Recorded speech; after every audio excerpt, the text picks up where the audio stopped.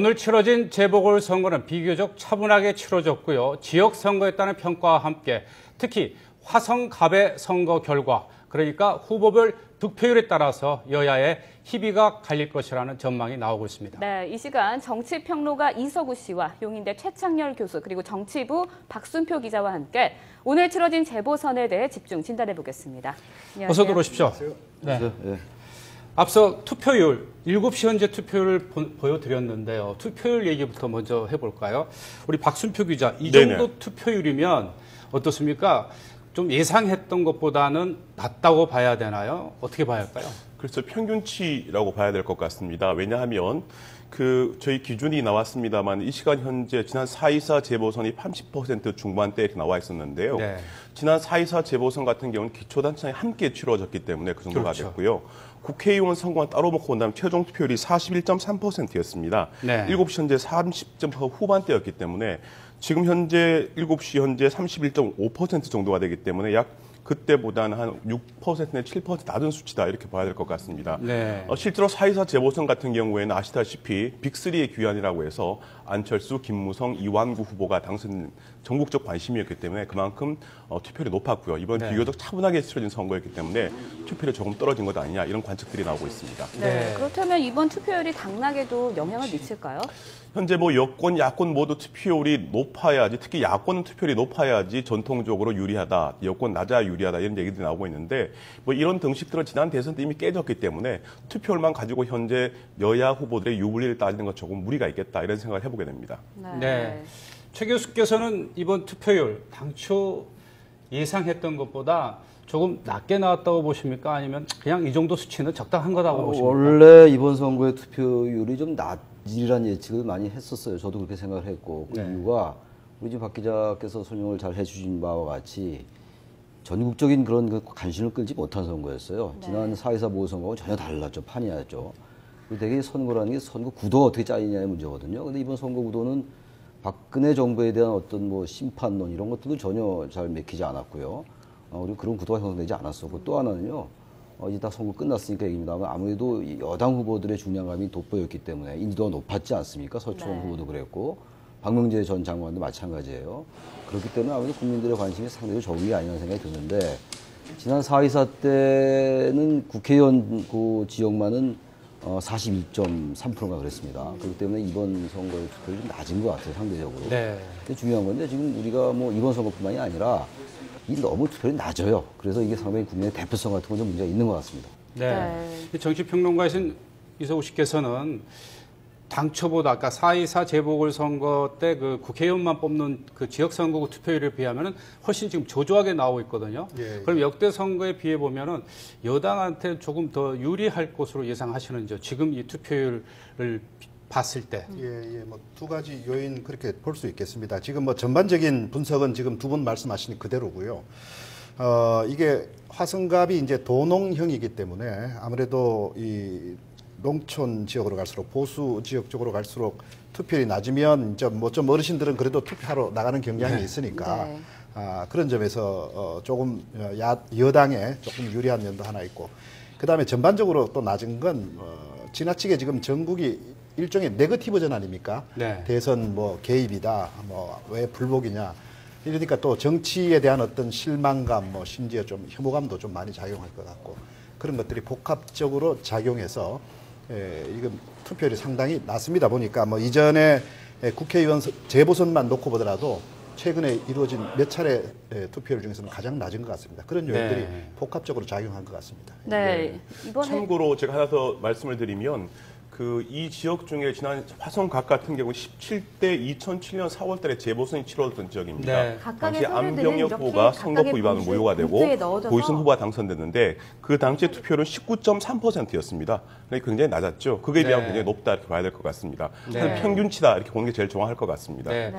지금 보시고 있는 화면은 실제로 이 선관위 직원들이 오늘 지금 개표를 하고 있는 또 이 투개표하는 지금 화면을 지금 보고 계십니다. 지금 방금 들어오고 있는 화면인데요. 네, 그렇습니다. 예. 네. 지금 이 인터넷 생중계 같은 중앙선관위가 이번에 처음 시도하는 것은 아니고요. 네. 지난 대선을 전후로 해서 일종의 시비가 있었기 때문에 중앙선관위 판단 차원에서 투 개표 과정에 대해서 혹시 오해가 있을지 모르기 때문에 알려주는 차원에서 인터넷 생방송으로 다른 채널들 통해서 이렇게 생방송으로 보여주고 있습니다. 네. 기본적으로. 네네. 그렇군요. 이번에는 또 지역구별로 특성에 대해서 좀 알아볼까 네네. 하는데요. 화성갑 아무래도 좀 손학규 후보가 민주당 고문이 불출마를 선언했기 때문에 이번 선거에서 아무래도 화제가 조금 됐었던 지역인데 특성은 어떤가요? 지역구의 특성. 화성갑 지역이 도농복합 지역이 아까도 말씀하셨습니다만 그리고 네. 최 교수님 잠깐만요. 지금 현장 먼저요. 네. 지금 개표가 준비되고 있다고 하니까 네. 현장 먼저 간 뒤에 이 대담 계속 이어가도록 하겠습니다. 네. 자, 현장 가볼까요? 네, 경기도 화성갑 이 개표 현장으로 가보도록 하겠습니다. 김대근 기자. 네, 경기도 화성 개표소에 나와 있습니다. 네, 개표 작업이 시작이 됐습니까? 아니면 아직 준비 중인가요? 네, 투표가 방금 끝난 만큼 아직은 투표함들이 도착하기를 기다리고 있는 상황입니다. 화성갑 지역 내 63개 투표소에서 투표함들이 모아져 30분쯤 뒤부터 개표가 시작될 것으로 보입니다. 하지만 이곳은 보시는 것처럼 이미 몇 시간 전부터 개표 작업 준비에 바쁜 모습입니다. 개표 작업을 위해 선관위 직원 등 220여 명의 개표 요원들이 투표용지 분류기를 점검하는 등 준비 작업을 하고 있습니다. 개표 작업은 부재자 투표와 사전 투표, 또 오늘 치러진 현장 투표 순으로 진행됩니다. 화성갑 지역에는 새누리당 서청원, 민주당 오일용, 통합진보당 홍성규 후보가 출마해 경합을 벌였습니다. 투표는 오늘 오전 6시부터 오후 8시까지 화성 지역 63개 투표소에서 진행됐습니다. 투표 결과는 이르면 밤 10시쯤 윤곽을 나타낼 것으로 보입니다. 중앙선거관리위원회는 개표 전 과정을 인터넷을 통해 생중계합니다. 지금까지 경기도 화성 개표 현장에서 YTN 김대근입니다. 네, 이번에는 경북 포항 남울릉 지역의 개표 상황 알아보도록 하겠습니다. 개표가 막 시작됐을 것 같은데요. 허성준 기자, 그곳 상황 어떤가요? 네, 아직 투표함이 도착하지 않아 기다리고 있는 상황입니다. 포항시 남구의 78개 투표함은 도착하는 순서대로 개표에 들어갈 예정입니다. 개표장에는 개표 사무원뿐 아니라 선관위 관계자와 각 후보 참관인들이 나와 있습니다. 투표함에 담겨있는 표는 먼저 수작업 정리 과정을 거치게 되는데요. 접혀있는 표를 펴는 작업이 끝나면 투표지 분류기가 표를 각 후보별로 나누게 됩니다. 이 과정에서 기계가 읽지 못하는 표는 개표 사무원들이 직접 유효표인지 무효표인지를 눈으로 판별합니다. 포항 남울릉에서는 모두 3명의 후보가 출사표를 던졌습니다. 새누리당 박명재 후보와 민주당 허대만 후보, 통진당 박신용 후보 등 3명의 여야 후보가 격전을 벌입니다. 이 지역은 이명박 전 대통령의 친형 이상득 의원이 내리 6선을 기록할 정도로 여권 성향이 강한 곳인데요. 전통적인 강세를 보인 여권이 무난하게 수성을 할지 아니면 야권의 약진이 새로운 변수가 될지가 관심거리입니다. 선관위는 밤 10시쯤이 되면 당선인 윤곽이 드러날 것으로 보고 있습니다. 지금까지 경북 포항시 남구 개표소가 마련된 포항실내체육관에서 YTN 허성준입니다. 네, 경기도 화성갑과 경북 포항 남울릉의 개표 현장 찾아갔는데 아직까지 이 개표가 시작이 되지 않고 아직 이 투표함이 이 개표 장소로 전달은 되지 않았나 봅니다. 지금 개표 준비를 하고 있다는 현장 소식 들어봤고요. 계속해서 대담 이어가도록 하겠습니다. 네. 앞서 이 지역구별 특성에 대해서 얘기를 했었는데 이 박순표 기자가 먼저 네네. 이 경기도 화성갑 네네. 이게 어떤 특성을 갖고 있는지 한번 짚어주시죠. 두 곳의 선거가 치러지고 있죠. 포항 남울릉, 화성갑 이렇게 나눠져 있는데 포항 남울릉이 전통적인 여권 강세 지역이라고 한다면 화성갑은 신여권 강세 지역이다 이렇게 말씀드릴 수가 있을 것 같습니다. 네. 이 지역에 지난 16대 총선 당시에 새천년 민주당의 강성구 후보가 당선이 됐고요. 또 17대 총선에는 열린우리당의 안병혁 후보가 당선이 됐습니다. 이때까지는 야권 성향의 지역이었는데 우리 안병혁 후보가 선거법이 하나 무효가 되고 난 다음에 고희선 후보가 당선된 2007년부터 지금까지 계속해서 여권 후보가 내리 당선된 지역이었습니다. 지난 가장 큰 선거가 있었던 지난 대선을 겨쭈어보면 박근혜 후보가 55.8%, 문재인 후보가 43.8%를 기록했으니까 약 12%포인트의 격차가 났던 거니까 상당히 좀 화성갑 지역 여유기 앞선 지역이다 이렇게 설명할 수가 있을 것 같습니다. 지난 19대 총선 같은 경우에도 고희선 후보가 41.8%, 오일용 후보가 36.8%를 기록을 했는데 당시에 여권 성향의 무소속 후보가 나왔기 때문에 5%포인트밖에 차이가 나지 않았고요. 뭐 이런 점을 따져보면 전통적인 여권 강세 지역은 아니지만 최근에서 신여권 강세 지역이다 이렇게 말씀드릴 수가 있겠습니다. 참고로 말씀드리면 이곳 지역의 호남 인구 비중이 7.8%에 불과하고요. 비교적 여권 성향이 있다고 평가되는 충청권 인구가 28% 정도 차지하고 있습니다. 네, 그렇군요. 네, 그렇군요. 이제 화성갑이 신여당 강세 지역이라고 아까 말씀을 해주셨는데 이 지역에서 아무래도 서청원 후보가 이슈가 되고 있습니다. 근데 이 서청원 후보가 시종일관 보면은 지역 발전을 위해서 나서겠다 이런 말씀 많이 했거든요. 이렇게 시종일관 이렇게 로우키 전략을 쓴 이유는 뭔가요? 서청원 후보는 그 지역 토박이가 아니지 않습니까? 네. 그 전략 공천으로 이제 야당에서 얘기하기에는 낙하산 공천이다라고 이렇게 비판을 했는데, 기본적으로 여당과 야당의 이 선거 전략을 보면요, 야당은 아무래도 새 정권에 대한 정권 심판론 쪽에 무게를 두려 할 것이고 전략적으로, 여당은 어쨌든 서청원 후보가 인지도도 높았고 네. 또 중량감이 있는 후보였다 보니까 그런 어쨌든 뭐 선거 구도가 이렇게 정치적으로 짜이는 것보다는 지역 발전론 쪽으로 많이 할 수밖에 없습니다. 또 하나는 오일영 후보라든지 그 홍성기 후보는 어쨌든 전부 그 지역에 있던 분들이에요. 그런데 서청원 후보가 그렇지 않기 때문에 그 지역구민들로부터 이 철새 아니냐 이런 비판을 의식할 수밖에 없겠죠. 그래서 그 두 가지를 의식하다 보니까 어떤 정치적인 정권 심판 이쪽에 이 공세를 좀 차단하고 지역 발전 그리고 여당 후보라는 것, 여당 후보가 힘 있는 후보로서 지역 발전시킬 수 있다는 게 뭐 전통적으로 하는 그런 선거 전략입니다. 네. 그렇게 볼 수가 있겠죠. 네. 이 서청원 후보와 맞서는 민주당의 오일용 후보 지금 40대고요. 또 이 서청원 후보는 43년생, 만 나이로 70세더라고요. 네. 근데 어떻게 보면은 서청원 후보 같은 경우는 올드보이의 컴백이고 여기는 이 지역 일꾼이고요. 네. 이 야당 입장에서 어떻게 보면 이번 선거 과정에서 서청원 후보를 좀 공격하면서도 좀 유리하게 표심을 잡을 수 있는 그런 기회도 있었을 것 같은데 어떻게 보십니까? 야당의 전략에 대해서. 지금 야당이 계속 이제 대선 개입 의혹으로 지금 네. 계속 하고 있지 않습니까? 뭐 여러 가지 증거들을 내놓고 있긴 하지만 처음에 나올 때는 뭐 특별한 게 나온 것 같지만 나중에 보면 좀 내용이 부실하고 아직 확실치 않은 이런 식으로 가고 그런 점들이 하나 나타나서 계속 동력을 받기가 쉽지 않은 면이 하나 있고 그다음에 어쨌든 간에 국민들 전반적으로 볼 때는 그게 뭐 설사 좀 있다 하더라도 박 대통령의 당선, 대통령으로서의 위치에 대해서는 일반적인 국민들은 거기에 대해서는 의구심을 갖지를 않거든요. 그러니까 그런 것들이 이 화성갑 전반적인 지역구에도 그런 분위기들이 당연히 깔려 있을 것이고요. 그게 굉장히 만약에 대선 개입 의혹이 굉장히 탄력을 받았다면 선거율도 높아갈 것이고 또 이 오일용 후보의 존재감도 높아갈 건데 네. 오일용 후보가 초반에는 뭐 그런저런 의식에서 안 하지 않았습니까? 그 지역 일꾼 중심으로 가다가 네. 이제 안 되니까 이제 그 부분을 갖다가 대선 관련 의혹을 이제 했죠. 그래서 이제 뭐 조금은 관심은 끌긴 했지만 그러나 네. 중앙 정치에 영향 주는 정도였고 네. 그다음 올드보이 귀환이라는 거는 이것도 사실은 두 차례 뭐 대선 자금, 정치연금 관련되지만 그거는 그 비리라기보다는 어떻게 보면 어떤 그 당시에 구조적인 문제가 하나 있고 최근에 있었던 친박연대 이거는 일종의 정치적인 사건이다. 네. 그 내용도 봐도 개인한테 물을 만한 그런 성격도 아니고 어떤 친박 학살에 대한 정치적인 사건이다. 이런 점으로 볼 때 크게 그게 영향을 받을 게 아니다. 네, 네. 뭐 올드보이라는 부분은 또 여러 가지로 해석할 수 있지만 네.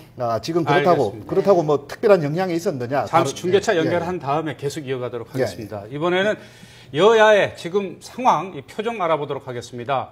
국정원은 국가기관 대상 개입 의혹 등을 둘러싸고 이 대치 전국 속에서 이번 보궐선거가 치러졌기 때문에 여야의 반응 또한 굉장히 궁금합니다. 네, 여야 지도부는 촉각을 곤두세우고 개표를 기다리고 있습니다. 국회 연결해 여야 분위기 알아보도록 하겠습니다.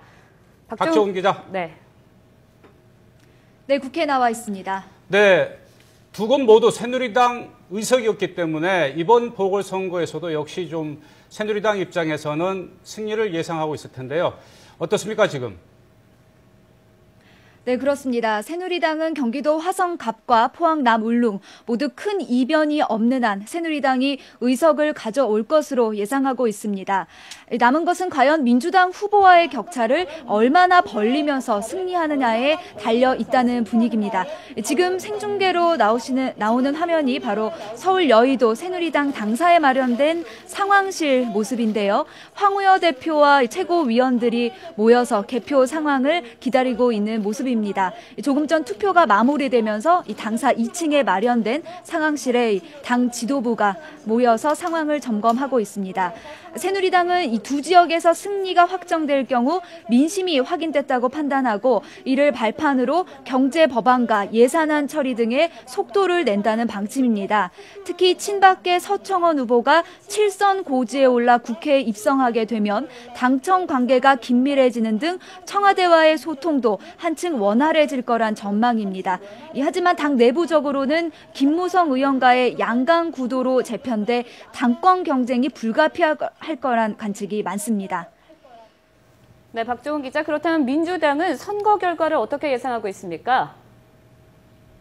네, 민주당도 여당의 전통적인 표밭에서 마지막까지 정권에 대한 이 경종론을 강조하면서 추격을 해왔다는데 의미를 두고 선거 결과를 기다리고 있습니다.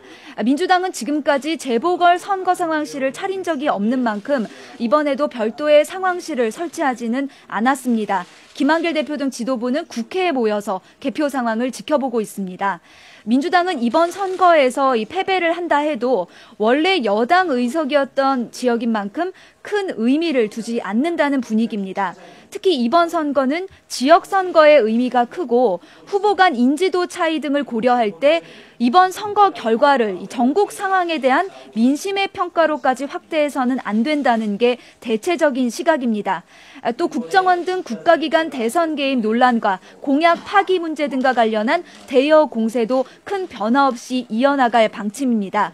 이에 따라 이번 선거에서 이 민의가 확인됐다며 공세 중단을 요구하는 새누리당과 또 개의치 않겠다는 민주당의 입장이 확연하게 맞서면서 양측의 공방이 한층 심화될 거란 관측도 나오고 있습니다.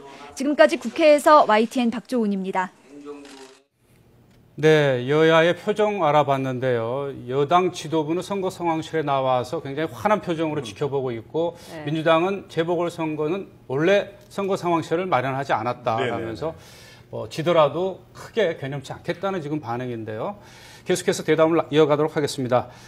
지금 이석우 씨 보셨죠, 지금? 예. 그 야당의 좀 표정하고 여당의 표정이 좀 다른데 앞서 계속 하시던 말씀 계속 이어주시면서 평을 해주시죠. 사실 뭐 이번 두 곳 재보궐선거 결과는 거의 예상이 이미 돼 있었던 것이고 네. 다만 이제 관심은 화성갑에서 그 양 후보 간의 득표율 차이가 얼마나 날 것이냐 그것만 관심인데 그거에 어떤 정치적인 함의가 있습니다. 네. 그 나중에 이야기를 좀 나누실 거고 네. 올드보이의 어떻게 보면 귀환인데 왜 그게 공약이 제대로 안 됐을까 이제 이런 이야기도 나오는데 그게 제대로 안 된 게 일단 이야기는 아까 말씀대로 뭐 대선 자금, 정치연금 이야기했지만 그런 성격들이 있는 것이고 그다음 문제는 그 올드보이들 이후에 정치인들이 정치를 제대로 했느냐 이 부분이 상당히 전 중요하다고 봅니다. 네.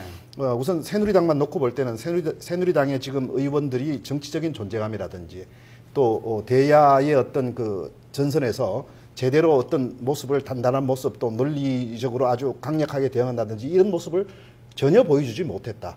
그것이 스스로 서청원 대표 같은 인물을 불러들이는 그런 결과를 낳았다. 이런 것도 보고.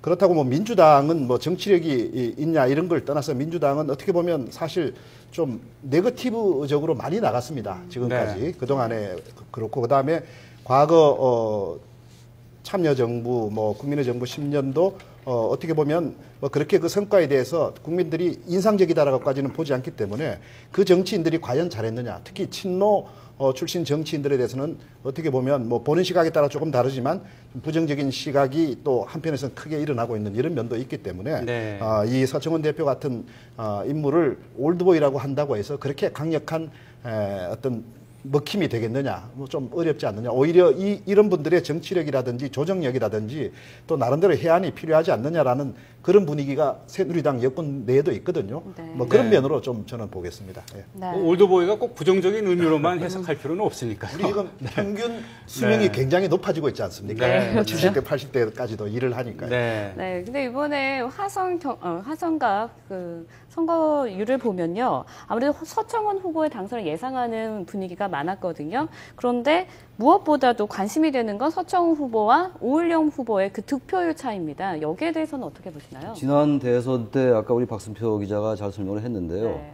박근혜 네. 후보와 문재인 후보와의 최 교수님 잠깐만 지금 재보선 잠정 투표율이 집계가 됐는데 33.5%로 지금 이건 잠정 집계입니다. 이제 공식 집계가 나오겠죠. 이제 선관위에서 재보선 잠정 투표율을 발표를 했는데 33.5%, 30대 초반이니까 상당히 좀 조조한 투표율이라고 볼 수 있네요. 아까 저희들 분석한 그 선에서 다 들어가 있는 정도예요. 네. 예. 그런 화성 자, 경기 화성갑의 경우에는 잠정 투표율이 32%로 집계가 됐습니다. 포항 남 울릉은 잠정 투표율이 34.9%입니다. 공식 집계는 잠시 뒤에 나오겠습니다. 지금 보여드리는 것은 잠정 투표율입니다. 전체 잠정 투표율은 33.5%입니다.